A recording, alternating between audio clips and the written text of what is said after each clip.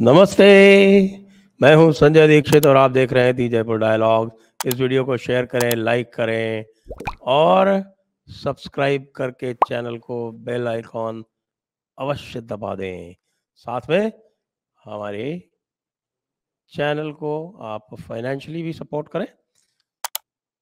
Balasore train accident में 3 लोग गिरफ्तार हो गए हैं। जी हाँ, हमारा आमिर खान तो गिरफ्तार हुआ ही है, पप्पू कुमार भी गिरफ्तार हो गया है और अरुण कुमार मोहंता भी हैं साथ में, वो भी गिरफ्तार हो गए। और गिरफ्तारी में उनके ऊपर चार्ज लगाए गए हैं जिसको कहते हैं कि 304 आईपीसी और 221 आईपीसी, जिसका मतलब है कि causing death due to negligence. Causing death due to negligence, जैसा कि हमने बताया था आपको, हम लगातार अपडेट करते आ रहे हैं। जो भी हमने कहा था जयपुर डायलॉग्स में वो 100% सत्य लगातार निकलता आ रहा है। और यहाँ भी यह पता चला है कि भाई 16 मई को, जी हाँ, 16 मई को इसी सेक्शन में एक, मैं आपको नाम बता देता हूं देख के, एक खड़गपुर डिवीजन में ही एक बांकरा नयाबाज स्टेशन है और इस बांकरा नयाबाज स्टेशन पर इसी तरह की समस्या हुई थी। और इस तरह की समस्या होने के बाद भी उस पर ध्यान नहीं दिया गया। यानी क्या हुआ था वहां बांकरा नयाबाज में कि वहां पर भी गलत वायरिंग थी, गलत लेबलिंग थी और उसकी मेंटेनेंस पूरी नहीं हुई थी। केबल फॉल्ट के वजह से ये सब हुआ था वहां पे जब, और एक ट्रेन जो थी वो लूप लाइन पर चली गई थी मेन लाइन की वजह से। लेकिन उसके बाद भी वहां पर कुछ भी नहीं किया गया। इसीलिए आपको पता है कि जो डिविजनल सिग्नल इंजीनियर था उसको भी ट्रांसफर किया गया बाद में, और जो उनके ऊपर जो चीफ सिग्नल इंजीनियर थे, जो मैनेजर थे आपके जोनल लेवल पे, उनको भी ट्रांसफर किया गया। यहाँ तक कि अब जनरल मैनेजर को भी ट्रांसफर कर दिया गया। तो भाई आमिर खान तो इसके जो मुख्य किरदार हैं वो हैं। आमिर खान साहब जो हैं वो तो इसके मुख्य सेक्शन इंजीनियर थे। उनके बॉस अरुण कुमार मोहंता वो भी अरेस्ट हो गए और उनके नीचे जो टेक्नीशियन थे पप्पू कुमार वो भी अरेस्ट हो गए। अब हमें क्या इस घटना से सबक मिलेगा ये बताइए। जैसा कि मैंने जब पिछली बार इसके बारे में आपके साथ चर्चा की थी तो मैंने बताया था कि आप बता रहे हैं कि यहाँ पर जो एक्सीडेंट हुआ उसका मुख्य कारण ये था, जो सीआरएस की रिपोर्ट आई है जिसके बेसिस पे सीबीआई ने इनको अरेस्ट किया है, उनको अपनी खुद की भी जो इंडिविजुअल जांच है वो भी उसके साथ में है। और कारण मेन बता रहे हैं कि साहब की वहां पर जो वायर्स थे उनकी लेबलिंग गलत थी और ये समस्या जो है इसी सेक्शन पर कई और स्थानों पर भी पाई गई थी। अब इनकी लेबलिंग गलत होने के कारण जो आउटपुट आया, इन्होंने जब उसका सिग्नल दिया तो जो आउटपुट आया उसने पॉइंट को बजाय सीधा चलाने के उल्टा चला दिया। अब पॉइंट उल्टा चल गया मतलब वो तो दे रहे हैं सिग्नल थ्रू लाइन का, तो सिग्नल जब थ्रू लाइन का दिया जाता है तो जो पॉइंट है वो इस तरह से सेट होता है कि ट्रेन थ्रू जाए, लेकिन यहाँ पर वो सेट हो गया उल्टा, पॉइंट उल्टा चल गया। सिग्नल तो दे रखा है थ्रू लाइन का, मेन लाइन का, और पॉइंट सेट हो गया लूप लाइन पे। क्यों? 2 कारण।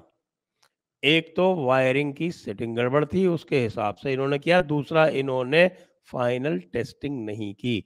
आपको पिछली बार हमने बताया था कि इसका प्रोसीजर क्या है। स्टेशन मास्टर को जब तक आप डिसकनेक्शन मेमो नहीं देंगे तब तक स्टेशन मास्टर आपको सिग्नल पर काम करने की परमिशन नहीं देगा। और जब तक कि सिग्नल डिसकनेक्टेड है तब कोई भी जो ट्रेन आएगी वो ट्रेन वो मैन्युअली निकाली जाएगी। यानी वहाँ का जो स्टाफ है वो मैनुअल सिग्नल देके उसको स्लो स्पीड पर, जो 10 या 15 किलोमीटर की स्पीड होती है, उस पर ट्रेन को निकालता है। तो डिसकनेक्शन मेमो देके इन्होंने उसके ऊपर काम किया, जहां बताया गया था कि एक फॉल्टी सिग्नल था लेवल क्रॉसिंग का, आपको हम कई बार बता चुके हैं। और उसको ठीक करने के बाद फिर उनको रिकनेक्शन मेमो जब दिया गया, वो टेस्टिंग करनी आवश्यक होती है।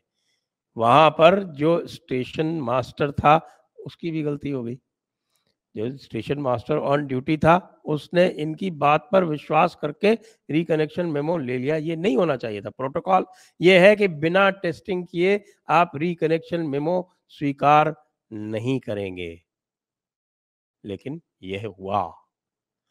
और चूंकि यह 16 मई को पहले भी इस प्रकार की घटना हो चुकी थी, तो जो डिविजनल इंजीनियर था उसके लिए यह आवश्यक था कि वह इन सभी पॉइंट्स का, इन सभी जितने भी वायर्स हो रखे थे उनका सबका रैंडम चेक कराता या फुल चेक कराता, कॉम्प्रहेंसिव चेक कराता और इनकी सबकी लेबलिंग ठीक कराता। क्योंकि यदि एक जगह ये घटना हुई है तो दूसरी जगह भी देखना तो चाहिए भैया कि कोई गड़बड़ तो नहीं है।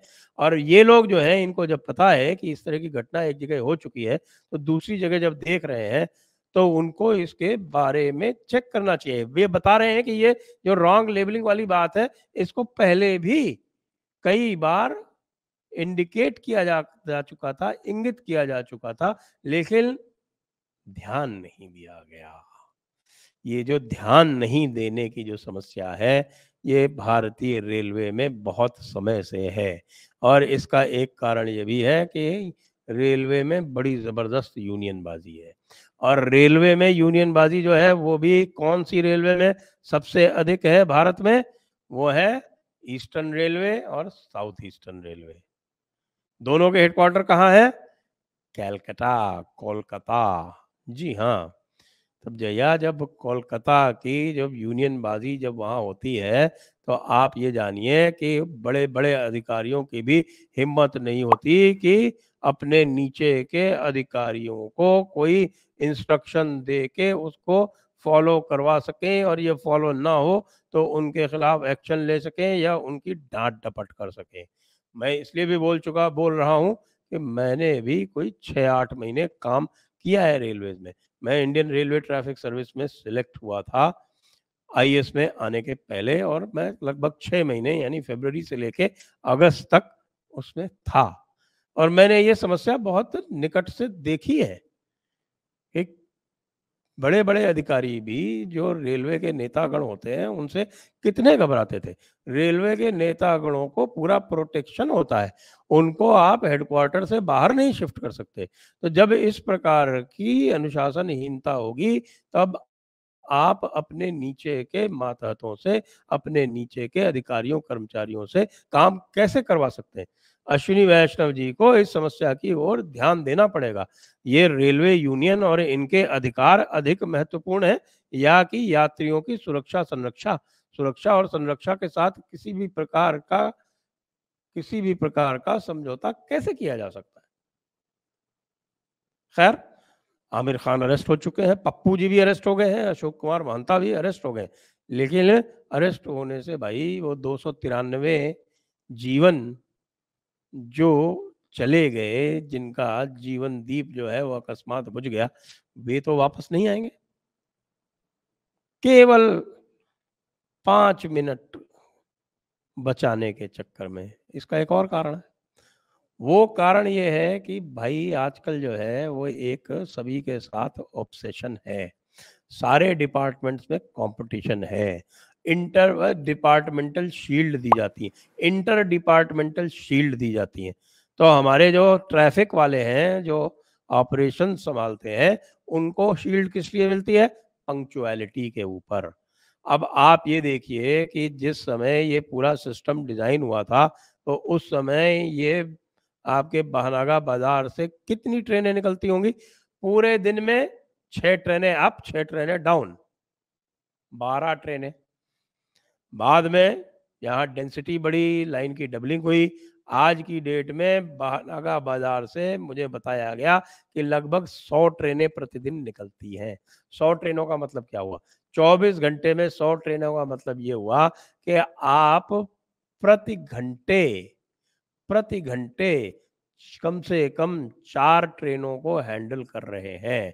यानी कि हर 15 मिनट पर एक ट्रेन निकल रही है और उसमें से यदि आपने डिस्कनेक्शन मेमो देने के बाद रिकनेक्शन मेमो लेने के पहले टेस्टिंग करने का प्रयास किया तो आपको उसमें 10 मिनट लग जाएंगे और उस 10 मिनट में 2-3 ट्रेनें इधर से उधर अगर जा रही होंगी तो उनको आपको या तो सिग्नल पे रोकना पड़ेगा या फिर आपके पास स्टाफ सदैव कम होता है, उस स्टाफ को लगा के उसको स्लो स्पीड पर मैन्युअली निकालना पड़ेगा।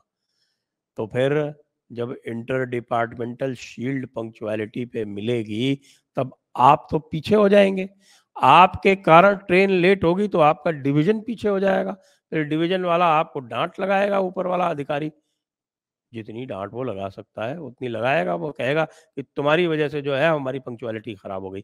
अरे भई, जब उसने आपको मेमो दे दिया था रिकनेक्शन का, तो ये इतना ज़्यादा ये करने की क्या आवश्यकता थी? जी।